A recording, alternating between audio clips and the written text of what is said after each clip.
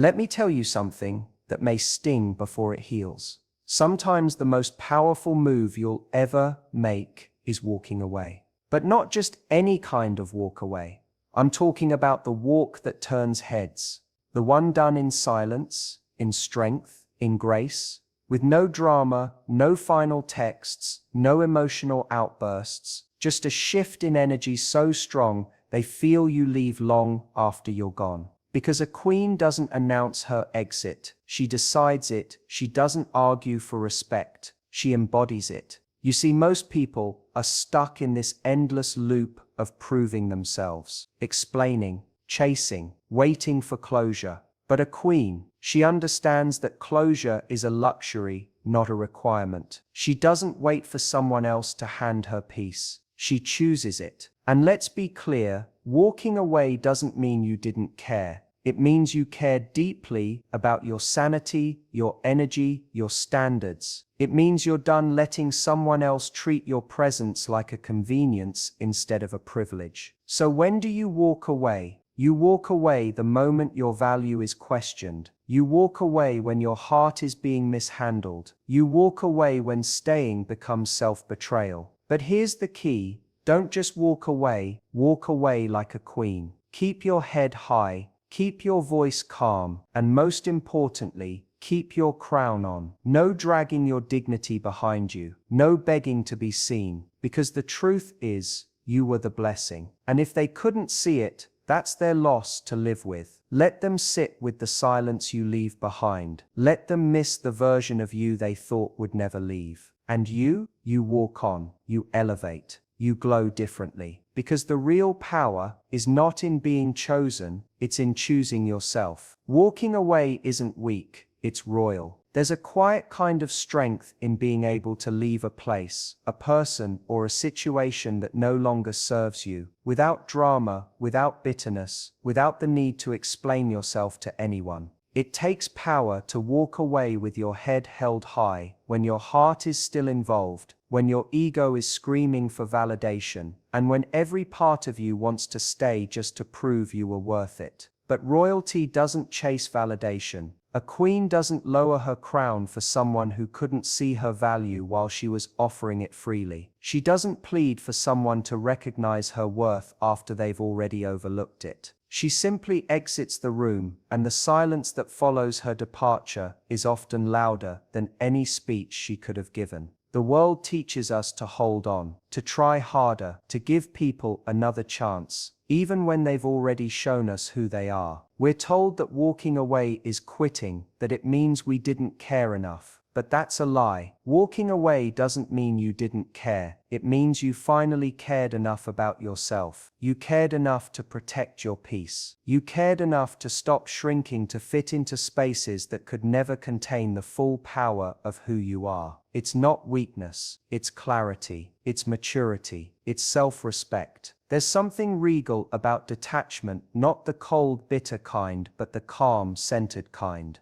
The kind that says, I am not here to beg. I am not here to convince. I am not here to fight for crumbs when I know I was made for a feast. When you walk away like that, you send a message, not just to the world, but to yourself. You affirm that you are no longer in the business of proving your worth to people who needed you to be small to feel big. You are no longer entertaining connections that drain you just because you're afraid of being alone. You are no longer prioritizing potential over patterns. The royal walk away isn't loud. It doesn't require slamming doors or burning bridges. It's subtle, dignified, and intentional. It's you reclaiming your energy, your time, and your standards. It's you stepping out of the role of the fixer, the pleaser, the one who always shows up, even when no one's showing up for you. It's not running away, it's rising up. And the moment you do, you begin to attract different things. You stop settling. You stop tolerating half effort. You start living from a place of self-worth rather than desperation. There's something deeply magnetic about someone who knows when to leave, who knows that not every battle is worth fighting, that not every space deserves your light, that staying just to be seen often costs you your peace, your joy, your wholeness. You can still love someone and walk away. You can still care and choose distance. You can still want something and realize that wanting it doesn't mean it's meant for you. That level of discernment, that's royalty. People will call it cold, they'll call it heartless, they'll say you changed. And you know what? You did. You evolved. You stopped giving access to people who mishandled you. You stopped explaining yourself to people committed to misunderstanding you. You stopped pouring into cups that never once thought to pour back into you. And while they may not understand your exit, they will feel it. Because when a queen leaves, the energy shifts. The room feels different. The silence lingers. And here's the truth, most won't say out loud. Walking away can be terrifying. It means stepping into the unknown. It means releasing control. It means choosing solitude over dysfunction. But it also means choosing freedom, choosing growth. Choosing yourself, maybe for the first time in a long time. And once you taste the peace that comes from choosing you, you won't trade it for anyone. You won't beg for what should have been freely given. You won't chase the bare minimum and call it love. So walk away like a queen, not because you're heartless, but because you're finally honoring the royalty within you. The world may not clap when you leave. They may not understand it, but you will know. Deep in your bones, you'll feel it. That quiet confidence, that elegant defiance, that sacred reclaiming of your throne. And that right there, that is power, that is grace. That is the true definition of walking away like a queen. The power is in your poise. It's in the way you carry yourself when everything around you feels unstable. It's in the calmness of your breath when someone tries to shake you. It's in your ability to remain composed, elegant, and centered, even when the world gives you every reason to fall apart. True power doesn't always roar. Sometimes it's quiet. Sometimes it whispers through your posture, your presence, the way you walk into a room without needing to be the loudest person in it. That's poise, grace under pressure, strength in stillness, a kind of self-assurance that cannot be faked or forced. It's not just about having confidence, it's about embodying it. Poise is what makes people stop and pay attention without you saying a single word. It's the energy you radiate when you know who you are and what you bring to the table. It's not performative. It's not about being perfect. It's not about pretending everything's fine when it's not. It's about knowing that even if things fall apart, you won't. Because you've built something stronger within yourself. An inner foundation that doesn't shake every time someone else has an opinion, or life throws another test your way. People who have poise walk differently, they speak differently. They don't need to compete, they don't need to overcompensate. Their presence is enough. That kind of presence doesn't come from ego. It comes from self-respect, from knowing your worth without needing to prove it, from knowing that your time, your energy, your love, and your attention are valuable currencies, and not everyone gets access to them just because they want it. When you have poise, you stop reacting to everything. You stop explaining yourself to people who aren't even listening. You stop chasing situations that don't align with your spirit. You start observing. You start choosing. You start responding from a place of wisdom instead of wounds. People will notice it. They might not say it out loud, but they'll feel it. They'll feel it when you walk away from arguments that aren't worth your peace. They'll feel it when you choose silence over drama. They'll feel it when you look them in the eye. Not to intimidate, but to let them know you see everything clearly, and you're not here to play small. Poise gives you the ability to hold space for yourself, to take up room without apology, to know that you don't need to shrink for anyone to feel comfortable around you. And that is incredibly powerful in a world that constantly asks women to make themselves smaller, quieter, more palatable. There's something unshakable about someone who operates with poise. They're not easily swayed. They don't chase validation. They don't make desperate moves. Even when they feel emotion deeply, and yes they do, they don't let their emotions steer the wheel. They pause, they breathe,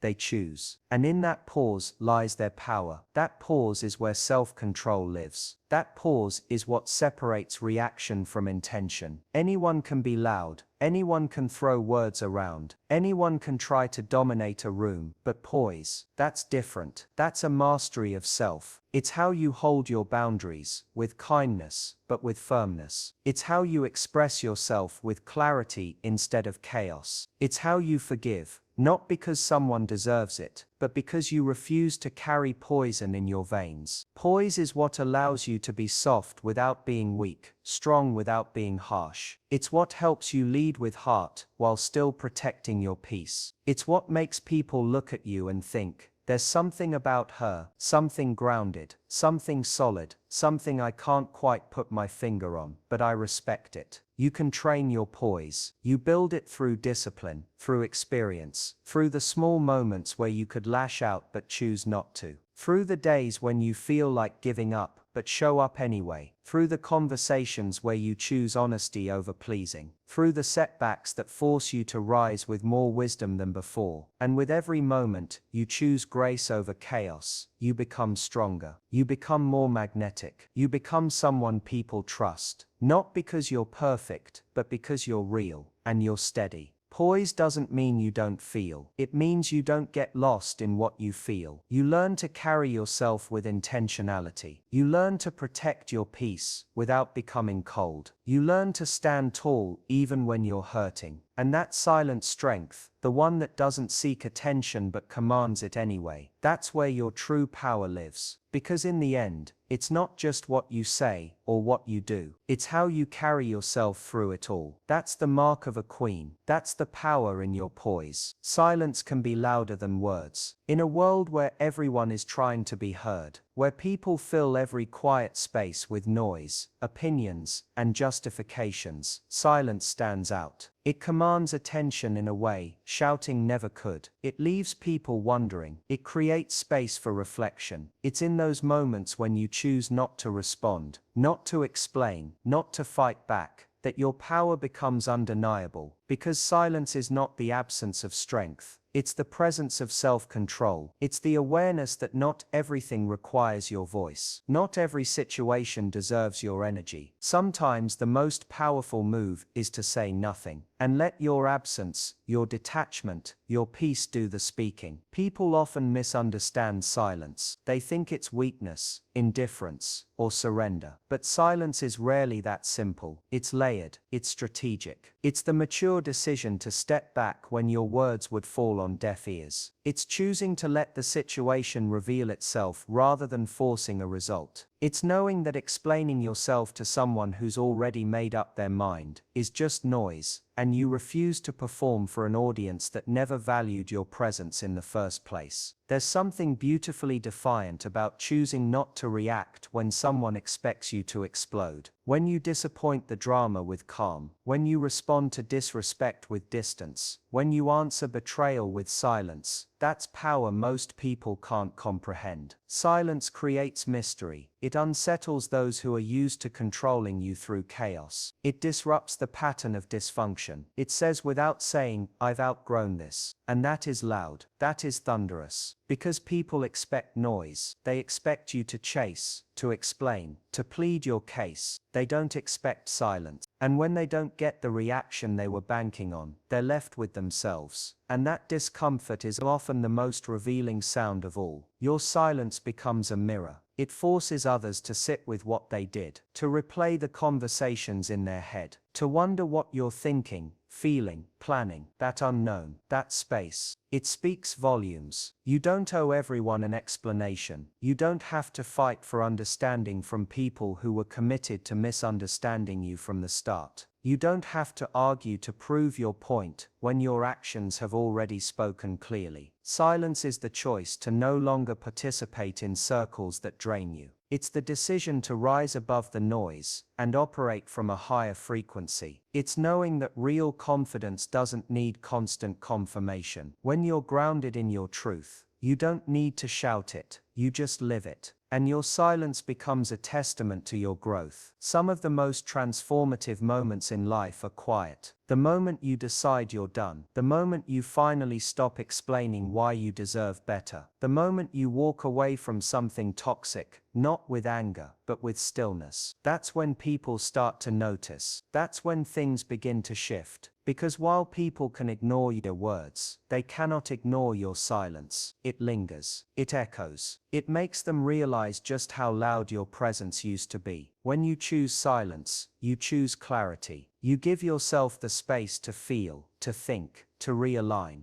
You're no longer reacting, you're reflecting. And from that reflection, a different kind of strength is born. You start to understand that silence isn't passive, it's intentional. It's not the lack of something, it's the presence of everything you finally understood. It's restraint, it's boundaries, it's the sacred pause between what you used to tolerate and what you now refuse to accept. It's you choosing yourself without making a spectacle of it. That quiet exit, that unanswered call, that message left on read. It speaks a language only the soul can hear. There's elegance in silence. There's dignity in not engaging. There's immense self-worth in being able to say, without saying a word, I don't have to fight to be seen. I don't have to scream to be heard. I'll let my distance explain everything you refuse to understand. Because sometimes silence is the loudest thing you can offer, not for revenge, not for power games, but for peace, for healing, for your own growth. When you learn to be okay with not responding, when you stop feeling guilty for the silence you choose, you begin to realize that not every situation deserves a chapter in your story. Some things are better left unsaid, and some truths are better shown in how gracefully you choose to walk away without ever needing to look back. Know your worth, then add tax. It's not just a catchy phrase, it's a mindset, a standard, a declaration. Knowing your worth is the foundation, but adding tax, that's the unapologetic confidence that says, I'm not just valuable, I'm rare, and I charge accordingly. It's easy to say you know your worth, but living it looks different. It's how you set boundaries, how you respond to disrespect, how you walk away from things that no longer align with the value you place on yourself. People will treat you according to the price you put on your presence. If you keep offering discounts, they'll never pay full price. If you constantly lower your standards to accommodate others, you'll keep attracting people who only want you when you're easy to reach, cheap to keep, and convenient to use. Knowing your worth means understanding what you bring to the table, even when no one else acknowledges it. It means not waiting for outside validation to feel valuable. You don't need someone to co-sign your greatness. You don't need permission to hold your head high. You don't need a relationship, a job title, or applause to prove you matter. That's the tax. The self-belief that stays consistent even when recognition is missing. The confidence that doesn't shrink in the face of rejection. The standard you uphold even when people walk away because they can't afford it. And here's the hard part. Sometimes the first people who will challenge your worth are the ones closest to you. They'll test it in subtle ways. They'll give you less than you deserve, and watch how you respond. If you accept the bare minimum, they'll keep offering it. Not because you're not worthy of more, but because you didn't demand it. Knowing your worth isn't about arrogance. It's about alignment. It's about being so in tune with your own value that anything less than what you deserve feels uncomfortable to accept. It's about choosing solitude over settling. It's about walking away from tables where you have to beg to be seated, and building your own instead. Adding tax means you're not negotiating your peace. You're not lowering your energy to be more palatable. You're not pretending to be less intelligent, less ambitious, or less powerful just to make someone else feel comfortable. You're not overgiving to prove you're worthy of love or validation. You've outgrown the need to earn what should already be mutual. And if someone wants access to you, they'll have to come correct. They'll have to match your energy, your effort, your respect. You don't lower the price just because someone complains about the cost. That's not your problem, that's their budget. The truth is, knowing your worth is often lonely at first. You'll lose people. You'll walk away from things that once felt familiar. You'll have moments of doubt where you wonder if you're asking for too much. But in time, you'll realize that your standards were never the problem. It was your surroundings. You'll start attracting people and opportunities that match the frequency you've been operating at. You'll no longer feel the need to beg to be chosen, because you'll already have chosen yourself. That's the shift. That's what happens when you stop chasing and start attracting. When you stop explaining and start embodying. Every time you say no to something beneath you, you reinforce your worth. Every time you walk away from inconsistency, you add tax. Every time you choose your peace over pleasing others, you prove that your value isn't up for negotiation. People will notice it, not because you're trying to prove anything, but because your energy speaks before you do.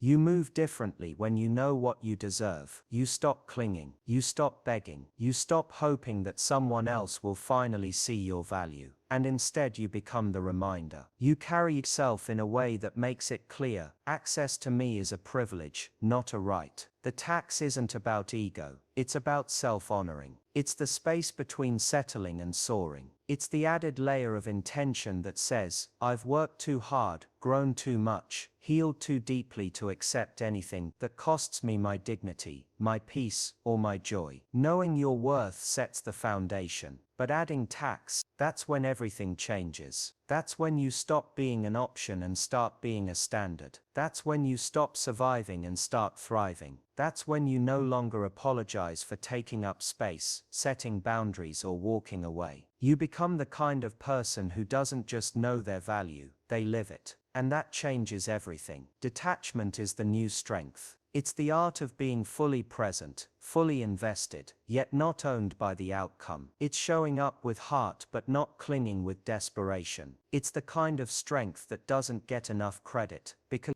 it's not loud, not reactive, not dramatic, but it is powerful, because to detach means you've mastered the ability to care deeply while still being able to walk away when something is no longer healthy, aligned, or reciprocated. You can love without losing yourself. You can give without becoming empty. You can stay open without being wide open to chaos. That's not cold, that's wise, that's growth. That's emotional intelligence evolving into personal power. In a world that glorifies attachment, whether to people, outcomes, or identities, detachment feels almost rebellious. We're conditioned to believe that caring means holding on, fighting harder, proving ourselves, making something work at all costs. But real strength is knowing when to release the grip. Detachment doesn't mean you don't feel. It means you've stopped allowing your feelings to dictate your worth, your decisions, your peace. It's understanding that someone else's approval isn't your oxygen. That someone else's love, while beautiful, isn't the foundation of your stability. That life can change, people can shift, seasons can end, and you'll still be okay because your sense of self doesn't live in anything outside of you. The strongest people are often the ones who've learned how to let go, not out of bitterness, but out of clarity. They've learned that forcing something to stay is the fastest way to lose yourself. They've learned that clinging to what used to be blinds you to what could be. They've learned that detachment doesn't mean you stop caring, it means you stop controlling. You stop trying to bend reality to fit your expectations. You accept what is, you release what was, and you make space for what could be. That's not giving up. That's choosing peace over chaos. That's protecting your energy. That's understanding that peace isn't something you find in the world, it's something you protect within yourself. Detachment gives you freedom. It gives you power over your reactions. It gives you the ability to move through life with more grace and less grasping. When you're attached to outcomes, your mood is tied to what happens. When you're detached, your mood is tied to your inner world, your integrity, your choices. And that shift changes everything. You stop riding the emotional roller coaster of other people's behavior. You stop being defined by whether someone stays or leaves, loves or doesn't love, praises or ignores. You know who you are without needing constant reminders. And when you know who you are, no loss can shake you too deeply. No rejection can undo you. No silence can dismantle your sense of worth.